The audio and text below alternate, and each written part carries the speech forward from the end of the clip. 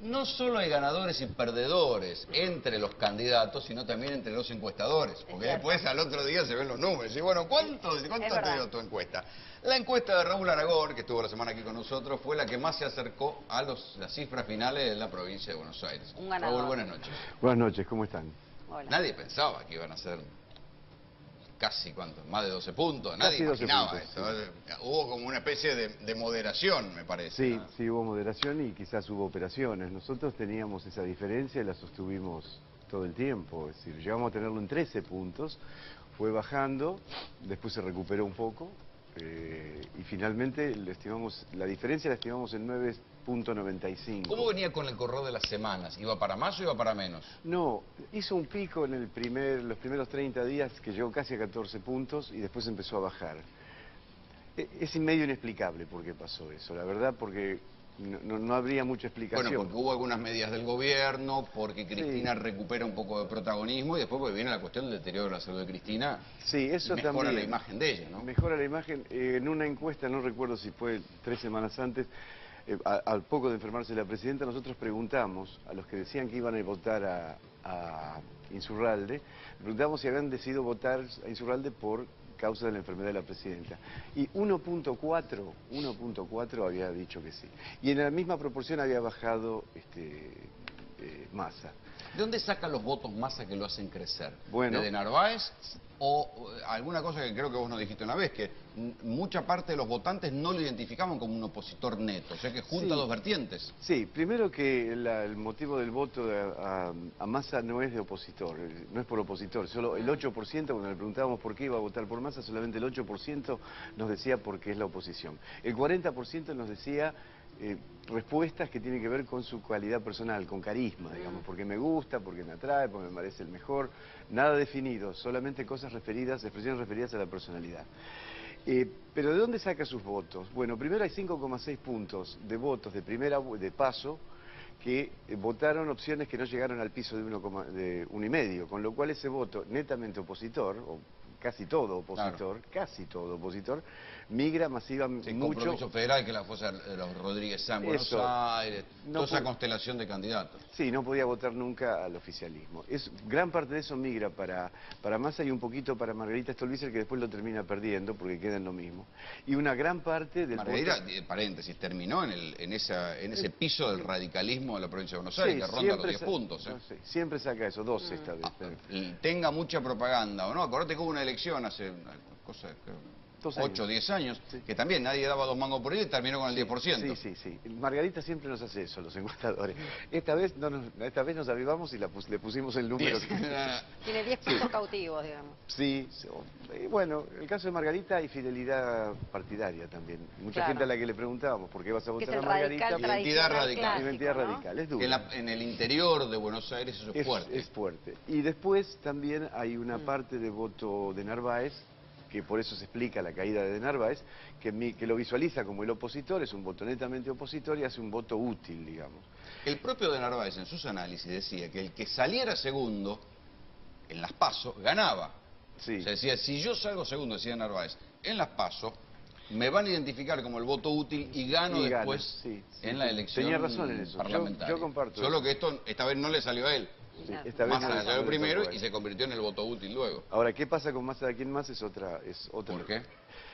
Bueno, porque Massa hasta ahora ha demostrado ser un fenómeno electoral. Hay que ver si puede convertirse en un líder político y en un estadista. Diga lo que diga, está apuntando a la presidencia y me parece legítimo. ¿No? Yo no lo dejo. Nadie que gane con el 40 y pico % de los votos en provincia de Buenos Aires se va a negar a ser candidato a presidente, lo empuja a la gente. Sí, además ese 40% es casi el 16% de todos los votos nacionales. Sacando a la presidenta, Massa hoy es el político singular que más votos tiene en el país. Hay mucha diferencia con los votos que juntó todo el PRO de Mauricio Macri, que son 800.000. Iba para ese lado. Hoy Macri hizo una alquimia rara y dio a entender que los votos de Massa no eran todos de Massa en la provincia de Buenos Aires y que había un porcentaje que él calculó, nadie sabe por qué, en el orden del 10%, que eran propios. Bueno, lo debe haber calculado por los 3 diputados que entraron, ¿no? Y que ahora ya se fueron del bloque que todavía no existe. Mira, el cálculo es muy 10 simple. puntos ¿Cuánto son sacó míos? en Capital Federal? ¿40%? Sí. Redondiemos. Sí.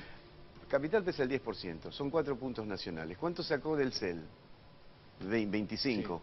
Sí. Santa Fe pesa el 10, son 2,5 más, son 6,5. ¿Cuánto sacó Baldassi en Córdoba?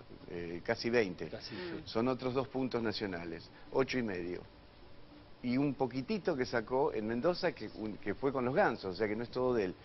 Tiene 9 puntos nacionales, Massa tiene más. Ahora, ¿y quiénes quedan instalados ahora como los presidenciables o prepresidenciables? No escuché la pregunta, perdón. ¿Quiénes quedan instalados como prepresidenciables? Massa es uno. Massa es Julio uno. Cobos es Scioli otro. es el otro. Cobos seguramente. ¿Scioli queda también todavía en carrera? Sí, pero no tiene más remedio, Scioli. ¿Dónde va a ir? ¿Dónde va a ir?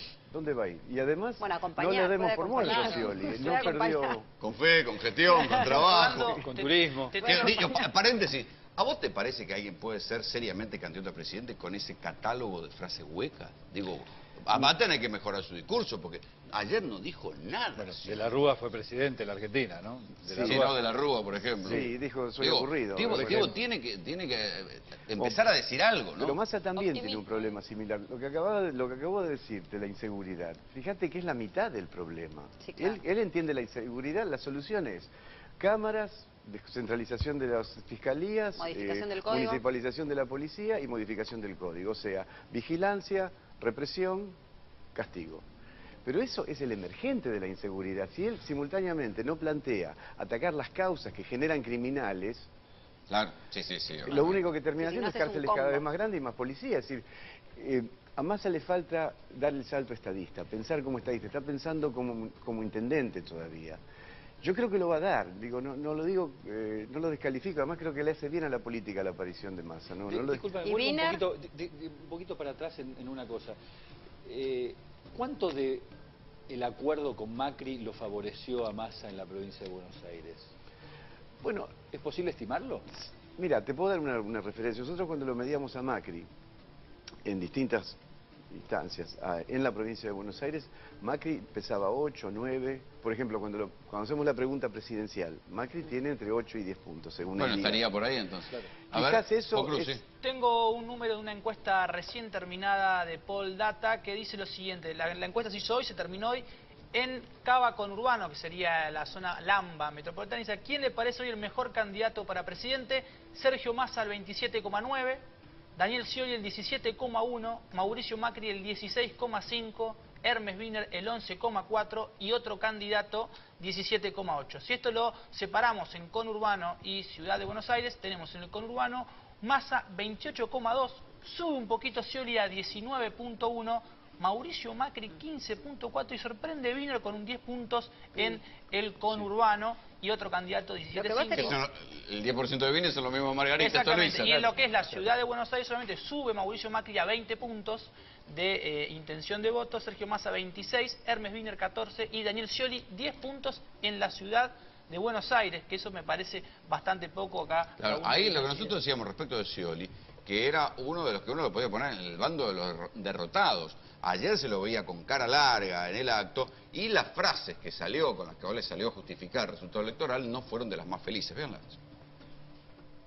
Esta es la democracia, es la libertad, es el marco de que cada uno pueda expresar su voluntad, pero nosotros en estos momentos, respetuosos a la voluntad popular, esperamos más avanzado porcentaje de los resultados para luego sí dar un mensaje nacional.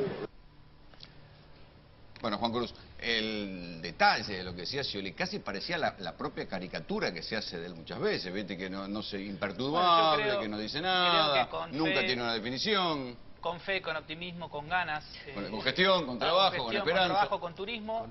Daniel Scioli está diciendo siempre lo mismo. Me parece que soy optimista si digo esto, teniendo en cuenta que cuando se le pregunta, Scioli tiene una capacidad que Aragón me lo va a poder determinar. Dice, cuando uno le pregunta cualquier cosa, piensa en 2015, Scioli, de alguna manera, uno no sabe cómo, termina hablando de optimismo, gestión, turismo y ganas. Una cosa insólita. Claro, hay que ver si esto es un buen candidato, digamos. Si Creo esto es que un buen candidato para la sociedad que está pidiendo definitivamente. Fíjate que Massa hace una campaña basada en propuestas. Después uno estará de acuerdo, no, pero insiste y cabalga sobre 3, 4 y de a fuerza, ¿no? Sí, es cierto.